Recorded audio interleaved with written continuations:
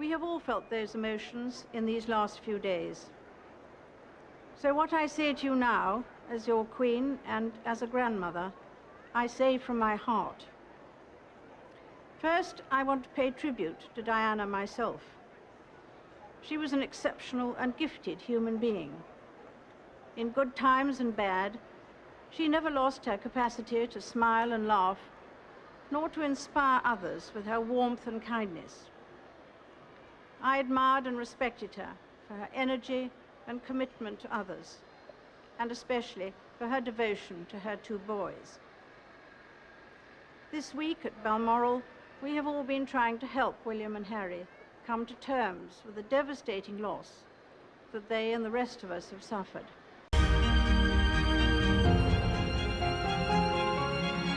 When Princess Diana came into the royal family, she was like a meteorite. Royalty had always been very distant. HIV does not make people dangerous to know. So you can shake their hands and give them a hug. Heaven knows they need it. And suddenly this girl embraced it, and people couldn't get enough of it. You believed you found your prince. And I suppose in love. Of course. Whatever in love means. And he turns out to be a cheater. We have reports from Paris that Diana, Princess of Wales, has been killed in a car accident and that her partner, Dodi Fayed, has also been killed. They were apparently being pursued by paparazzi on 2 motorcycles. Diana, Princess of Wales, brought a new glamour to the British monarchy, and she became a really new kind of super celebrity with worldwide fame and ultimately global impact. Princess Di, as she came to be known, was born Lady Diana Frances Spencer on July 1st, 1961 in Norfolk, England. She was the youngest daughter of 4 children to the now late 8th Earl of Spencer and the Honorable Frances Shand Kidd. At age 8, Diana's parents divorced, with the court awarding custody of the children to their father. Lady Diana went to a local school, Riddlesworth Hall, then to West Heath, where she didn't even get the equivalent of a high school diploma. Lady Diana went to a finishing school in Switzerland, and then worked at a preschool in London when she started dating Prince Charles in 1980. Charles and Diana's engagement was announced on February 24th, 1981, with much popping of champagne corks at Buckingham Palace. The public was captivated when Charles became engaged to Diana. She was 19, he was 32, and it had all the trappings of a fairy tale wedding. She was a beautiful kindergarten teacher who seemed very innocent and shy, and suddenly she was going to become a princess. Lady Diana Spencer and Charles, Prince of Wales, were married at St. Paul's Cathedral in London on July 29, 1981. Princess Diana and Prince Charles's wedding was the wedding of the century. Never before had there been a couple that drew so much attention on their wedding day. Literally the eyes of the world were watching these two say, "I do."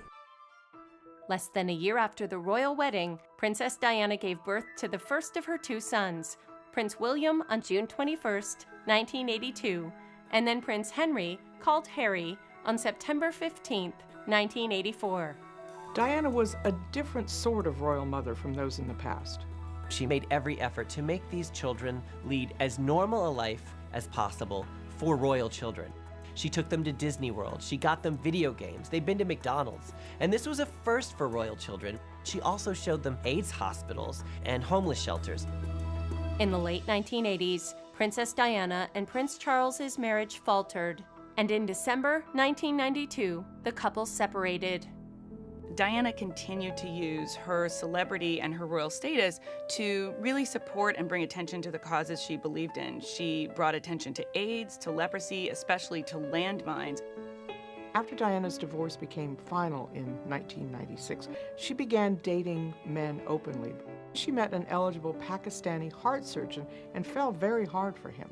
In August 1997, it seems that the heart surgeon had broken it off and Diana's heart was broken. Soon after her split with Dr. Hasnat Khan, Diana began dating Dodi Al-Fayed. While on a trip to Paris, the two were in a horrible car crash after being chased by paparazzi. Diana, Princess of Wales, died a few hours later on July 31st, 1997, at the age of 36. Confirmation from our very own Foreign Secretary Robin Cook, who's in the Far East at the moment, that Diana, Princess of Wales, has in fact been killed in that car accident in Paris. Just a few hours ago, there had been extreme concern that Diana was very seriously injured when she was taken from the wreckage. There was a news blackout, to all intents and purposes, for a significant amount of time. Confirmation from the Interior Minister from Paris for a short time, and now there is confirmation that Diana, Princess of Wales, has died. She died at 4 a.m. after going into cardiac arrest. That, according to doctors at the hospital in Paris, Diana, Princess of Wales, is dead.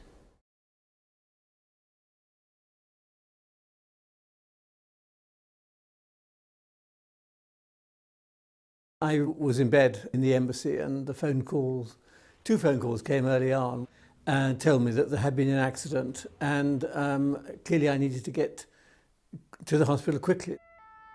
When we arrived, we were met by the French Interior Minister, Jean-Pierre Chevènement, and he said he had heard that there'd been the accident. She had been badly hurt, but didn't know how badly she'd been hurt. And then Chevènement was taken out by one of the nurses, and he came back in tears, really, and came up to me and said, "I'm afraid she's dead." But then after we had heard that she had died, then I was on the phone, clearly, to Robin Janvrin in Balmoral to tell him, so he could tell the royal family that she had died, and also to Downing Street. It was just getting light. 2 Mercedes drew up, and Mohammed El Fayed got out of them, and I told him that the Princess of Wales was dead. He knew that his son had died, and we offered our condolences.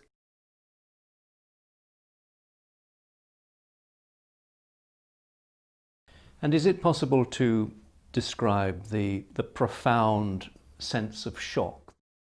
The shock, there was a tremendous shock in the hospital at that stage. And certainly when I was told, and we were told, that she had died, we were aware that this was a profoundly moving moment for all those who had been involved. My wife and I went to Villacoublay, the official airport, to meet the Prince of Wales. He said how Prince William had wanted to go to church that morning, which was not, he said, something Prince William always wanted to do on a Sunday morning. So they had been to church, but throughout that day, that morning, he had wanted to do what he thought was in the best interests of 2 children who had lost their mother rather brutally.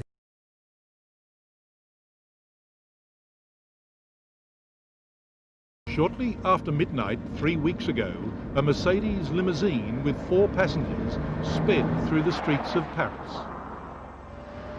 Following closely were some photographers on motorcycles pursuing a quarry they had hunted all day. We now know the driver was drunk and travelling too fast. As the car entered the tunnel under the Pont de l'Alma, there was an horrific crash which echoed around the world. We have been reporting this evening Diana has been seriously injured in Dodi Al Fayed apparently was killed in the crash. The accident occurred just after midnight. Among the first on the scene were the photographers who had been chasing the speeding Mercedes. There is no doubt that while the dead and injured were still in the car, some of these men were taking close-up photographs.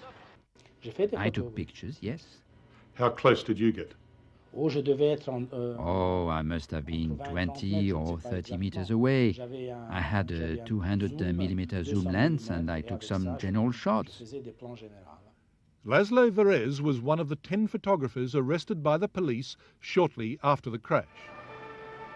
That's him in the back of this policed bus as he was taken off for questioning. He now faces charges of manslaughter and failing to give assistance at the scene of an accident.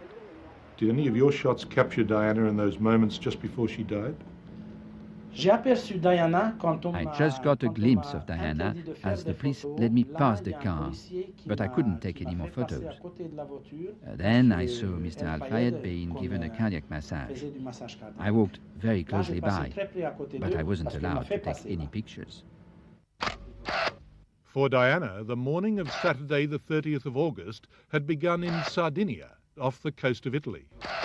She was on holiday, but not out of the public gaze. The paparazzi had been following her and her lover, Dodi Al-Fayed, for months.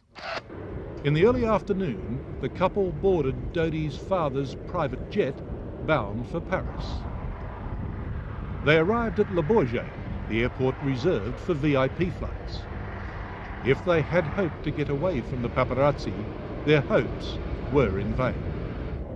The flight up from Sardinia to Paris was just under 2 hours, but somebody somewhere had tipped off the rats, as the Paris paparazzi are known, because when the Fayed plane touched down here at 3:20 in the afternoon, there were 20 of them waiting with their bikes and their scooters propped up against this fence. The photographers got their shots of Diana and Dodi leaving the plane, accompanied by bodyguards Trevor Rees-Jones and Kes Wingfield. Meeting them at the airport was Henri Paul, the acting security chief for the Fayed family's Ritz Hotel in Paris. The party set off in a Mercedes in which the Princess and Dodi were, and there was a backup Range Rover which was driven by Henri Paul. Michael Cole is spokesman for the Fayed family. His boss, Mohammed Al-Fayed, is the controversial owner of Harrods in London and also the Ritz Hotel in Paris, where Dodi and Diana planned to stop by. Bike riders with photographers riding pillion came alongside and were snapping photographs of the Princess and Dodi inside. This went on for some time. The Princess remarked she was alarmed. She said, you know, one of these people is going to kill themselves. It was so dangerous. And she was concerned not about herself, but about these paparazzi on motorcycles. Now, there's no doubt that the Ritz is one of the world's most luxurious hotels. Dodi and Diana arrived here at about 4:30 and checked into the Imperial Suite overlooking the Place Vendôme.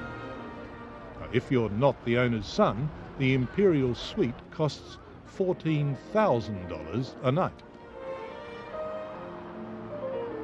At 6:30, Dodi kept an important appointment at this exclusive jewellery store across the square from the Ritz. He had managed to give the paparazzi the slip, and he went in unnoticed to Repossi's to pick up a ring he and Diana had chosen earlier. The crash in a Paris tunnel that killed Princess Diana, Dodi Al-Fayed, and their driver, Henri Paul, was the fault of the driver, drunk and speeding away from the chasing paparazzi. At least that's what a court ruled in 2008. Case closed. Until today. In a statement, Scotland Yard announced they're taking another look at the deaths, scoping information they've received and assessing its relevance and credibility. The assessment will be carried out by officers from the Specialist Crime and Operations Command. This new information about Diana's death reportedly came from the in-laws of a former soldier and was passed on by the Royal Military Police. The deaths of Diana and Dodi Al-Fayed were investigated for 11 years at a cost of $12 million. There were countless rumors and conspiracy theories, including an alleged letter from Diana to her butler claiming her former husband, Prince Charles, was plotting to kill her. Al-Fayed's father, Mohammed Al-Fayed, former owner of the luxury department store Harrods, insisted the two were murdered. Investigations by the police and the courts ruled that out, citing insufficient evidence. A spokesman for Mr. Al-Fayed said he had no comment to make, but said he will be interested in seeing the outcome, adding that he trusts the Metropolitan Police will investigate the information with vigor. Diana, Princess of Wales, would have been 56 this Saturday, a life lit by lightning and flashbulbs. Of all the ironies about Diana, perhaps the greatest was this. A girl given the name of the ancient goddess of hunting was, in the end, the most hunted person in the modern world. 2 decades after his heartbreaking eulogy, Diana's brother Charles Spencer is speaking out about her legacy. Obviously, 99.9% of people had never met her or seen her, but they felt something in her that was fascinating and intriguing and a force for good.